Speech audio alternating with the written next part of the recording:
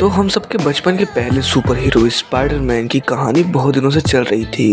लोग कह रहे थे इसकी स्पाइडरमैन की पार्ट 4 बनेगी और कुछ कह रहे थे ये नहीं बनेगी। पर अब सैम राइमी ने खुद बोल दिया है कि वो स्पाइडरमैन 4 मूवी पे काम कर रहे हैं। टॉम हॉलैंड वाली नहीं, टोबी मैगवायर वाली, जिसको देखने के लिए ऑडियंस बहुत सालों से बेताब हो रही थी क्योंकि इसको एंडिंग अभी तक नहीं मिली। और जब नो वे होम में इसको दोबारा देखा तो लोग उत्साह से भर गए।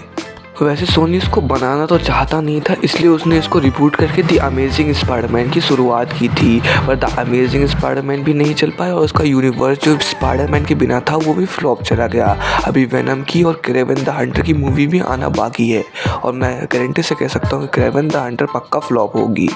और रही बात वेनम की, तो वेनम 3 द लास्ट डांस तो चल जाएगी क्योंकि वेनम के बहुत सारा फैन है।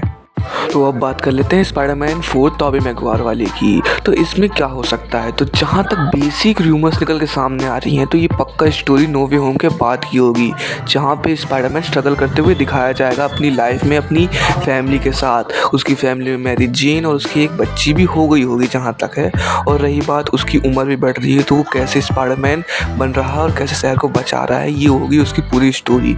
विलेन की बात की जाए तो इसमें वल्चर हो सकता है क्योंकि कॉन्सेप्ट आर्ट में ये पहले ही बताया गया था कि वल्चर हो सकता है स्पाइडरमैन 4 का मेन विलेन। और साथ ही उसमें मिस्टीरियो भी एक मोटा सा दिखाई दिया था, पर ये तो आने वाले समय में ही पता चलेगा।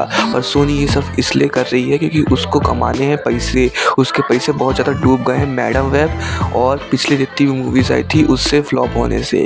बाकी मैं आपकी राय तो कमेंट्स में जानना चाहूँगा कि आप टॉम हॉलैंड की स्पाइडरमैन 4 देखना चाहते हैं या टोबी मैगवायर की। और मुझे ये नहीं समझ आता कि ये एंड्रू गारफील्ड की स्पाइडरमैन 3 क्यों नहीं बनाना चाहते हैं। इनको लगता है कि इनको सिर्फ टोबी मैगवायर और टॉम हॉलैंड में पैसे लगाने चाहिए क्योंकि जब इन्होंने एंड्रू गारफील्ड के साथ मूवी बनाई थी तो वो ज़्यादा सक्सेसफुल नहीं हुई थी। बाकी तुम अपनी राय कमेंट्स में बता देना। वीडियो देखने के लिए धन्यवाद। जय हिंद, वंदे मातरम।